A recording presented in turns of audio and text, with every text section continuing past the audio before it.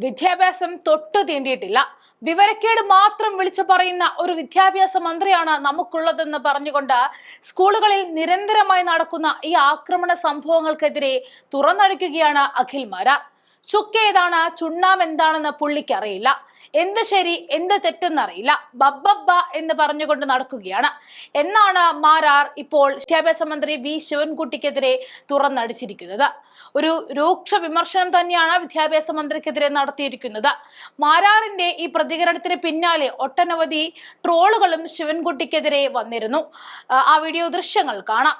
തൊട്ട് കിസോബ്ലാബു തൊട്ടുള്ള തൊലിഞ്ഞ പരിപാടിയിലും കാണിച്ചുകൊണ്ട് ഇവിടെ ഇടത് സാംസ്കാരിക ബുദ്ധിജീവികൾ എന്ന് പറഞ്ഞ ചില തെണ്ടികൾ ഇറങ്ങി ഈ നാടിനെ നശിപ്പിക്കാൻ തുടങ്ങിയാണ്. അപ്പൊ അത് ചോദ്യം ചെയ്യുന്നവൻ ബജറംഗിതാണോ, അവൻ ആർദത്തോ, അവൻ എന്തൊരു തേങ്ങാക്കൊലി ആയിക്കോട്ടെ, അവനെ രാഷ്ട്രീയത്തിന്റെ പേരിൽ അറ്റാക്ക് ചെയ്യുമ്പോൾ വരുന്ന കുഴപ്പം അവന്റെ ഈ ആക്ടിവിറ്റിയെ ഫാസിസം എന്നും പറഞ്ഞുകൊണ്ട് ഇപ്പുറത്തുള്ള ഈ നാരികളെല്ലാം കൂടെ ചേർന്ന് സൃഷ്ടിച്ച ഒരു നവ ബോധമുണ്ടല്ലോ, അതാണ് നമ്മുടെ നാട്ടിൽ ഇത്രയും കുഴപ്പമുണ്ടാക്കിയത്. ആർക്കും ആരെയും ചോദ്യം ചെയ്യാൻ പറ്റാത്ത അവസ്ഥയായിട്ട് മാറി. അധ്യാപനം ചോദിച്ചാൽ കുഴപ്പം, അധ്യാപനം വരെ കേസിൽ പോകാം. എനിക്കറിയാവുന്ന ഒരു സിനിമയിലെ അസോസിയേറ്റ് ഡയറക്ടർ, പുള്ളി ഒരു ട്യൂട്ടറിൽ പഠിപ്പിക്കാൻ പോയി, അല്ല ഫ്ലാറ്റിൽ ഈ സ്പെഷ്യൽ ട്യൂഷന് പോയി ജീവിക്കാനുള്ള മാർഗമായിട്ട് ബന്ധപ്പെട്ട്. അപ്പൊ ഈ കൊച്ചു ഭയങ്കര തരികട. എന്താ അച്ഛനും അമ്മയും പറഞ്ഞു, ഒരു കാര്യം ചെയ്യും, നീ 2 അടി അവന് കൊടുത്തേക്കെന്ന് പറഞ്ഞു. ഞങ്ങളാരും പറഞ്ഞാൽ കേൾക്കുന്നുണ്ട്, നീ 2 അടി കൊടുത്തേക്കാൻ പറഞ്ഞു. എനിക്കാൾ 2 അടി കൊടുത്തു. വീട്ടുകാരോട് പറഞ്ഞിട്ടാണ് 2 അടി കൊടുത്തത്. ഇവ സ്കൂളിൽ ചെന്നിട്ട് ഇവരുടെ കാലിലെങ്ങാണ്ട് വെളുത്ത പയ്യന, അപ്പം പാടുണ്ടായിരുന്നു, ഇത് കാണിച്ചു. പിന്നെ സ്കൂളിൽ മറ്റേ ചൈൽഡ് ടീമുകൾ ഇടപെട്ടു. ഈ പാവം പിടിച്ച പോക്സോ കേസ് 3 മാസം ചെയ്യില്ല. രക്ഷകർത്താക്കൾക്ക് പോലും അവസാനം പിന്നെ 3 മാസം വരുമാനം എന്തെങ്കിലും ഇന്നൊക്കെ തരാം എന്ന് പറയുന്നതിന് അപ്പുറത്തേക്ക് അവർ നിസ്സാരമായി പോയി. പിന്നെ അവൻ ജീവിതത്തിൽ ആരെങ്കിലും അടിക്കുമോ? ഇവൻ ആരെങ്കിലും കൊന്നാലടിക്കുമോ? മയക്കൊന്നും ചെയ്താൽ അടിക്കും? അടിക്കത്തില്ല. ഇന്ന് കൊച്ചിയിൽ നടന്നൊരു സംഭവം ഞാനിന്ന് രഹസ്യമായിട്ട് അറിഞ്ഞൊരു കാര്യമാണ്. ഒരു 2 ലക്ഷം രൂപ കൊടുത്ത് ഒത്തുതീർപ്പാക്കിയ ഒരു കേസ് ഒരു പോലീസ് സ്റ്റേഷനിൽ. മയക്കുമരുന്ന് പിടിച്ചപ്പോൾ രക്ഷകർത്താക്കൾ ഇടപെട്ട് പോലീസ് ഉദ്യോഗസ്ഥന് 2 ലക്ഷം രൂപ കൊടുത്ത് സെറ്റിൽമെന്റ് ചെയ്തൊരു കേസ് ഇന്നലെ നടന്ന സംഭവം ഞാൻ ഇന്ന് അറിയുകയാണ്. പിന്നെ തെളിവ് എന്തെങ്കിലും ഉണ്ടോന്ന് വെച്ചാൽ തെളിവില്ല. അത് വിളിച്ചു പറഞ്ഞാൽ വക്കീല. നമുക്ക് എന്ത് ചെയ്യാൻ പറ്റും? കുറച്ച് പോലീസുകാർ ഇതിൽ കൂട്ടി നിൽക്കുകയാണ്. ഈ നാടിനെ സംരക്ഷിക്കേണ്ട സ്ഥാനത്ത് രഹസ്യമായിട്ട് ചില കാശുള്ള രക്ഷകർത്താക്കളിൽ നിന്ന് കാശും പേടിച്ച് ഇത് പിടിക്കുമ്പോൾ ഇങ്ങനെ സെറ്റിൽമെന്റ് ചെയ്യാൻ നടന്നാൽ നമുക്ക് എന്ത് ചെയ്യാൻ പറ്റും? വളരെ നീതിബോധമുള്ള ഒരു എക്സൈസ് ഉദ്യോഗസ്ഥന്മാരുണ്ട്, അവരെ കൂച്ചുവിലും കിട്ടു വെച്ചേക്കാം കുറെ ആൾക്കാരെ. അപ്പൊ ഇങ്ങനെ ഇപ്പൊ ഞാൻ പറഞ്ഞ ഇന്നലെ എന്നോട് സംസാരിച്ച IPS ഓഫീസർ പോലും അദ്ദേഹത്തിനെ ചാർജിൽ നിന്ന് മാറ്റി നിർത്തിയേക്കുന്നതിന്റെ കാരണവും ഇത്തരത്തിലുള്ള ഒരുപാട് ആക്ടിവിറ്റീസുകൾ ചെയ്തതിന്റെ ഫലമായിട്ട് ഇങ്ങനെ കർത്തവ്യബോധമുള്ള നീതിബോധമുള്ള സമൂഹത്തിനോട് എന്തെങ്കിലും ചെയ്യണമെന്ന് ആഗ്രഹിക്കുന്ന ഉദ്യോഗസ്ഥന്മാരെ ഇവരില്ലാതാണ്. അതാ ഞാൻ പറയാം, ഏറ്റവും മറ്റേ വിദ്യാഭ്യാസം എന്നത് തൊട്ട് തീണ്ടിയിട്ടില്ലാത്ത, യാതൊരു അറിവും ബോധവും ഇല്ലാത്ത, വിവരക്കേട് മാത്രം പറയുന്ന ഒരാളാണ് നമ്മുടെ വിദ്യാഭ്യാസ മന്ത്രി. എന്ത് ചെയ്യാൻ പറ്റും? ചുക്കേതാ ചുണ്ണാമ്പേതാ ആ പുള്ളിക്കും അറിയത്തില്ല, എന്ത് ശരി എന്ത് തെറ്റെന്ന് പുള്ളിക്ക് അറിയില്ല. അത് പറഞ്ഞിട്ട് നടക്കുക. ഞാൻ പരിഹസിച്ചല്ലേ, നമുക്കിപ്പോ ദേഷ്യം വരുന്നേ. ഈ പറഞ്ഞ പോലെ തന്നെ ഈ അഫ്ഗാൻ എന്ന് പറഞ്ഞൊരു കുട്ടീനെ മറ്റേ ഈ അടുത്ത് അവൻ ഇപ്പൊ ഈ പരീക്ഷ സംബന്ധിച്ചല്ലോ സർക്കാരായാലും. അയ്യോ അതെ ഞാൻ സത്യത്തിൽ പ്രതികരിക്കണമെന്ന് വെച്ച വിഷയം ഒന്ന് ആലോചിച്ച് നോക്കാം. എന്ത് സന്ദേശമാണ് കൊടുക്കുന്നത്? നിങ്ങളൊന്ന് ചിന്തിച്ചു നോക്കുന്നത്. ഇത് ഒരു പയ്യനെ അടിച്ചു കൊന്നവന്മാർക്ക് പരീക്ഷ എഴുതാൻ കഴിയുമ്പോ, പണ്ട് തുണ്ട് വെച്ച് കഴിഞ്ഞാൽ നമ്മൾ സ്കൂളിൽ പഠിക്കുന്ന കാലത്ത് ഈ കോപ്പി അടിച്ചു കഴിഞ്ഞാൽ ദീപാറി പരീക്ഷ എഴുതാൻ പറ്റത്തില്ല. എന്തോ മാരക തെറ്റാണല്ലോ. ഒരുത്തൻ എഴുതിക്കൊണ്ട് കോപ്പി അടിച്ചു കഴിഞ്ഞാൽ കോപ്പി അടിക്കുന്നതിന് ഡിവാറി ചെയ്യുമ്പോൾ കൊന്നാ കുഴപ്പമില്ലെന്ന്. ഇത് എന്ത് സിസ്റ്റമാണെന്ന് ഇത്? അപ്പൊ നാളെ ഞാൻ ചോദിക്കട്ടെ, നാളെ ഒരുത്തൻ കൊന്നാകുമ്പോൾ എടാ ഞങ്ങൾക്കൊന്ന് ഇതല്ലേ ചിന്ത വരുന്നത്? ഒരു പർട്ടിക്കുലർ കേസിൽ ഇപ്പൊ നമ്മൾക്കറിയാവുന്ന ഇൻഫ്ലുവൻസേഴ്സ് ഉൾപ്പെടെ കുറെ പേരൊക്കെ മയക്കുമരുന്ന് കേസിൽ സിനിമാക്കാരൊക്കെ അറസ്റ്റിലായിട്ടുണ്ട്. അപ്പൊ ഈ അറസ്റ്റിലാവുന്നവരൊക്കെ നാളെ വളരെ കൂളായിട്ട് പുറത്തിറങ്ങി നടക്കുകയാണ്. അവർക്ക് വീണ്ടും റീച്ച് കിട്ടുകയാണ്, അവര് വീണ്ടും സ്റ്റാറുകളാവുകയാണ്. ഈ കാലത്ത് ഇത് കാണുന്ന ഒരു പയ്യൻ എന്താ വിചാരിക്കുന്നത്? ഇനി എന്താ പ്രശ്നം? ഇതൊക്കെ അതല്ലേ ഈ പയ്യനെ കൊന്ന ഒരു പയ്യൻ പറയുന്നുണ്ടല്ലോ, ആൾക്കൂട്ടത്തിൽ വെച്ച് അടിച്ചു കൊന്ന പ്രശ്നമില്ല. അവൻ പറയാണ് കൂട്ടത്തിൽ അടിച്ചു കൊല്ലാണ്, ഒരു കുഴപ്പമൊന്നുമില്ല. അതേ ഒരു തന്നെ കൊല്ലം കുഴപ്പമില്ല. എന്തോ പൂച്ചയെ പട്ടിയാൻ പോലും കൊന്നു കഴിഞ്ഞാൽ മേനകാന്തി ഇടപെടും. മനുഷ്യനെ കൊല്ലുന്നതാണ് അവിടെ കുഴപ്പമില്ലാത്തത്.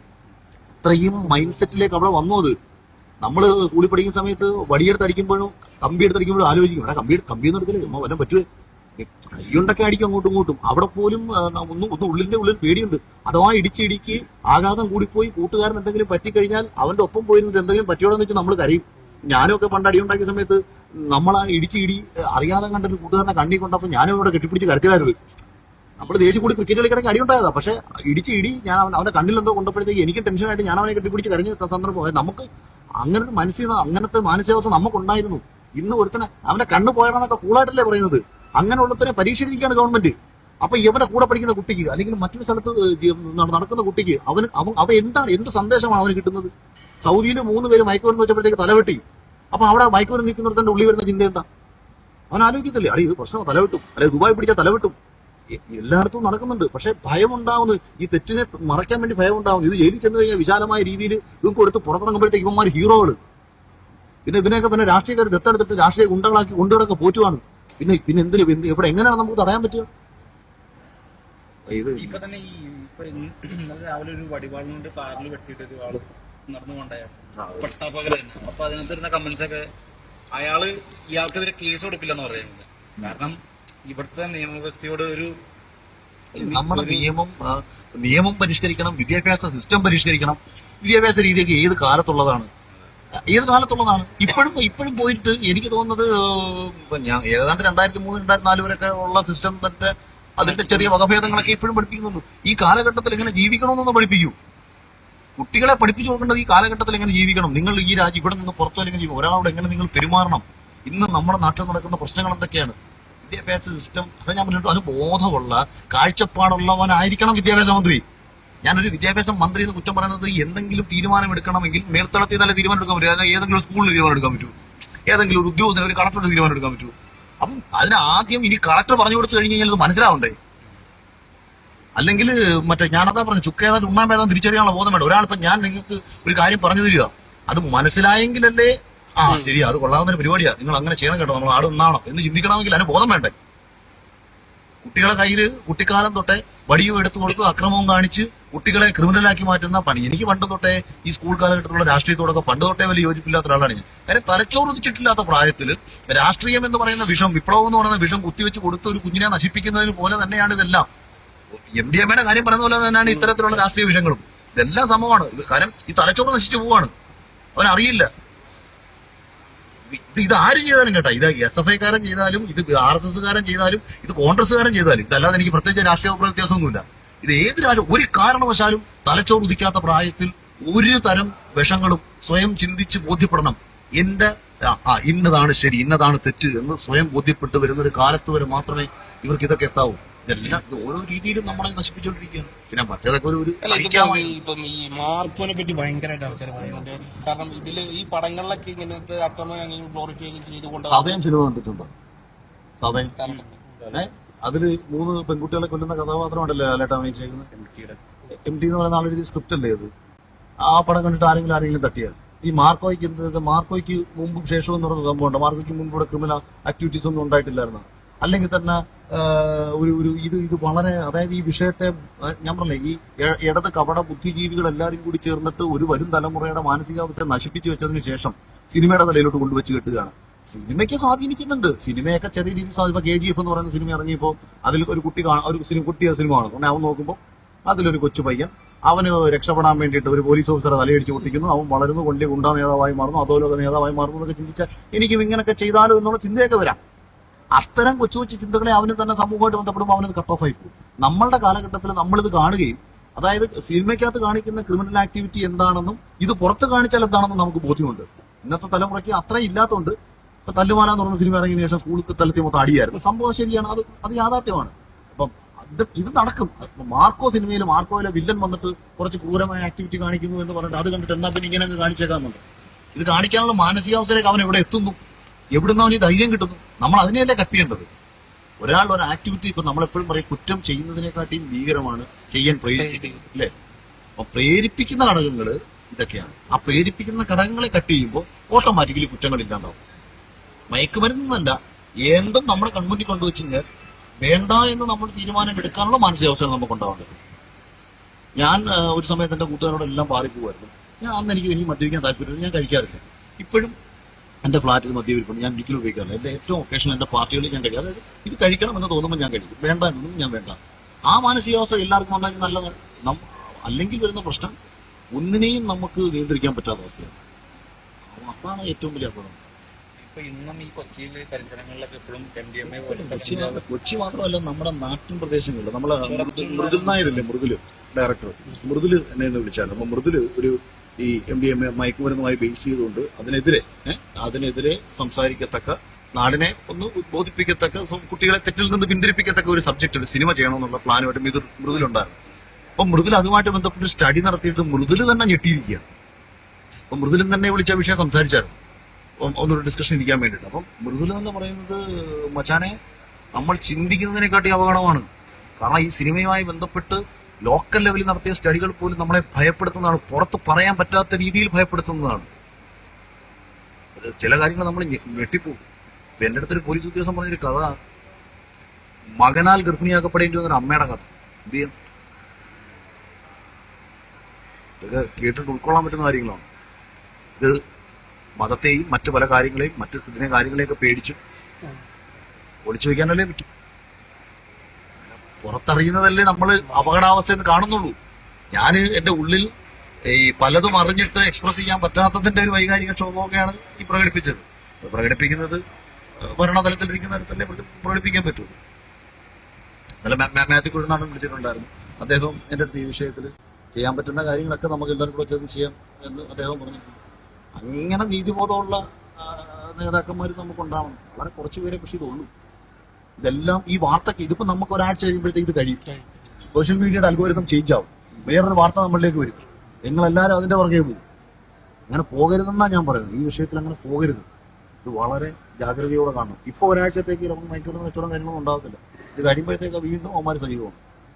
അപ്പോൾ ഇത് വളരെ വളരെ സൂക്ഷിക്കണം. എന്നുണ്ടെങ്കിൽ നിന്നെയൊക്കെ റോഡിലിട്ട് ആരെങ്കിലും വെട്ടിക്കൊല്ലും, നമ്മളെ ഉൾപ്പെടെ. പിന്നെ അല്ലാണ്ട് നമ്മളെ ഉൾപ്പെടെ ഇത് ഉപയോഗിക്കുന്ന കുറെ കുട്ടികളുണ്ടല്ലോ ഇപ്പൊ തന്നെ. അതുപോലെ ഇതാണ് ഏറ്റവും കൂടുതൽ ബോധമുള്ളവരോടല്ലേ ഉപദേശിച്ച് കാര്യമുള്ളൂ. നമ്മളിപ്പോ ഉപയോഗിക്കുന്നവരോട് പറഞ്ഞിട്ട് കാര്യമില്ല. മറ്റുള്ള കുട്ടികളോട് പറയാനുള്ളത്, നമ്മുടെ മുന്നിൽ നിങ്ങൾക്ക് വിശാലമായ ഒരു ലോകം നിങ്ങളുടെ മുമ്പിലുണ്ട്. ഇപ്പം ഇതിന്റെ പിന്നാലെ പോയി നിങ്ങൾക്ക് താൽക്കാലികമായിട്ടുള്ള ഒരു സുഖം, വളരെ കുറച്ച് നിമിഷത്തേക്കുള്ള ഒരു സുഖവും സന്തോഷവും ഒക്കെ നിങ്ങൾക്ക് ലഭിച്ചേക്കാം. പക്ഷെ തകർന്നില്ലാതാകുന്നത് നിങ്ങളുടെ അച്ഛനും അമ്മയും നിങ്ങളുടെ ഭാവി. ഇത് എപ്പോഴും നിങ്ങളുടെ മനസ്സിലുണ്ടാവണം.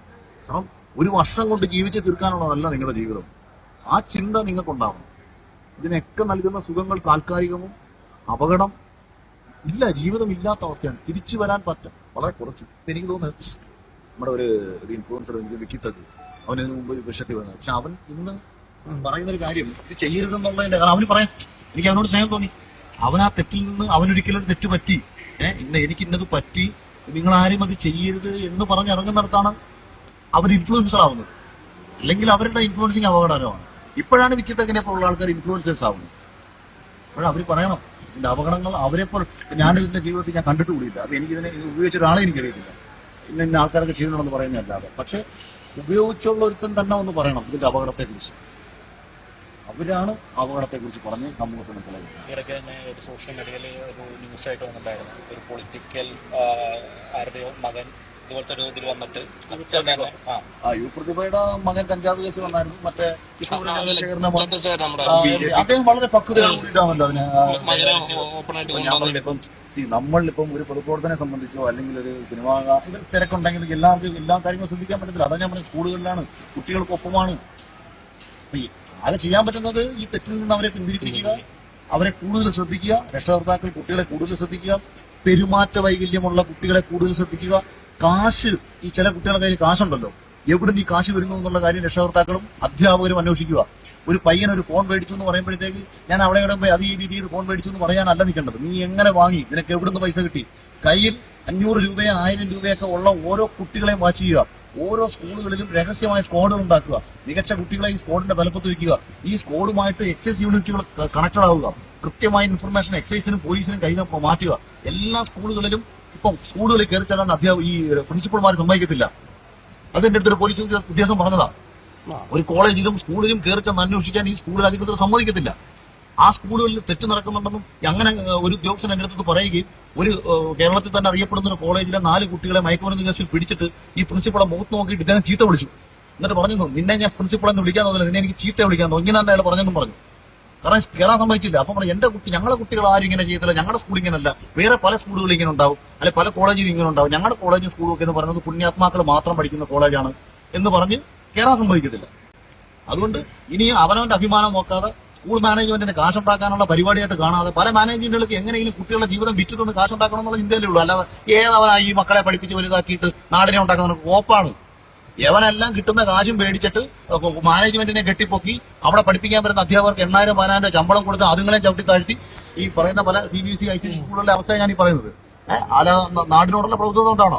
അവനവന്റെ സ്ഥാപനം ഉണ്ടാക്കി കെട്ടിപ്പൊക്കണം, അതാണ് ലക്ഷ്യം. അല്ലാതെ ഒരു പ്രബുദ്ധതയല്ല. ചെവുക്കൽ എത്തിച്ച് നാട്ടുകാരിറങ്ങി അടി കൊടുക്കണം. എന്റെ അടുത്തെങ്ങാനും ഏതെങ്കിലും പ്രിൻസിപ്പൾ ഇങ്ങനെ പറഞ്ഞാൽ എന്റെ പിള്ളേർ വഴി കൂടാൻ തുടങ്ങി അവരെ ചെവുക്കൽ എത്തിച്ച് അടി കൊടുത്തിട്ട് ഒരു നാട്ടുകാരെ പിടിച്ചോണ്ട് നമ്മൾ അതിനകത്ത് കയറും. അതിനകത്തൊന്നും ഒരു മാറ്റമില്ല. അതിന്റെ പേരിൽ ഇനി കൂക്കി കൊന്നാലും നമ്മളങ്ങ് പൊട്ടം വയ്ക്കും.